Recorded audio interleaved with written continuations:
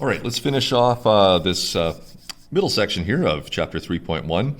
We just finished going through the examples on energy level diagrams. They are very similar to the ones you guys remember from your Chemistry 10 when we were illustrating our atoms and trying to figure out what was in the nucleus. We have made an evolution from them. One thing, we've dropped the neutrons and added the symbol.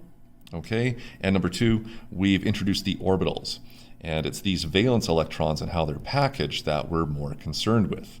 All right, these are the ones responsible for bond formation. They're responsible for the ionic or the covalent nature of the bonds, therefore ionic compounds or molecules.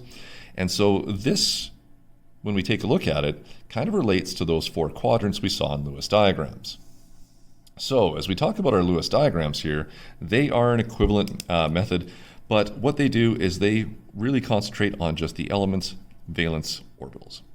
Okay, they're the most simplified structure that we have. In this one, the symbol represents everything we need to know about the particular atom.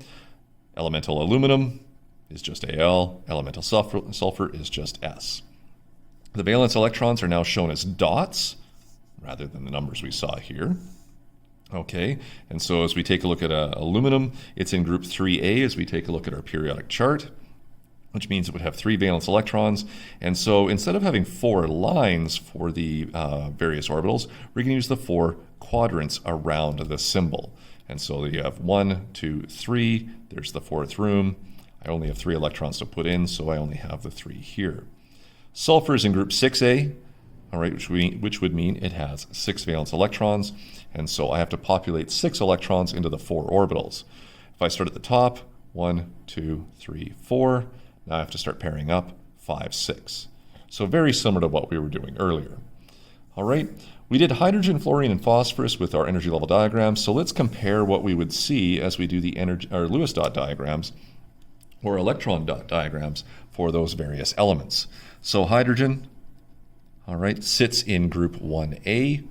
And so that means it only has 1 valence electron. So I have to put an electron into one of the 4 orbitals, which are represented by 12 o'clock, 3 o'clock, 6 o'clock, and 9 o'clock as you go around the symbol. It doesn't matter which one you pick first. So if I pick 3 o'clock, there's my 1 bonding electron. Fluorine, on the other hand, all right, as we take a look at that one, fluorine had 7 valence electrons due to its group 7A position. And so I have to put in 7 electrons into those 4 rooms. And so if I start at 12 o'clock here, there's 1, there's 2, there's 3, there's 4 of the 7 that I have. So now I have to force the electrons to pair up in these orbitals. And so there's number 5, number 6, and number 7. And so we see 3 lone pairs. We see 1 bonding electron. In our energy level diagram, we saw 1, 2, 3 lone pairs and 1 bonding electron. So we're just showing the same information in a more concise and, let's be honest, very simplified format here. Phosphorus, if we look that one up on the periodic chart, which we didn't do in the last example, phosphorus is sitting right here.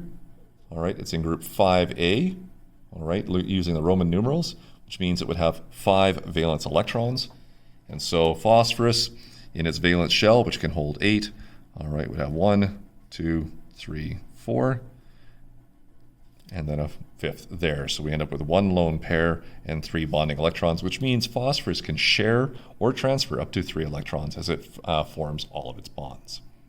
All right, so there's your review on Lewis diagrams and also your modification review on the energy level diagrams. Okay, we're going to use these as we start to build our models. So this is the connection from Chemistry 10 that we're going to use to develop the rest of the chapter. So make sure that you've got this in mind, and if you have any questions with it, make sure you're asking in class or sending a message.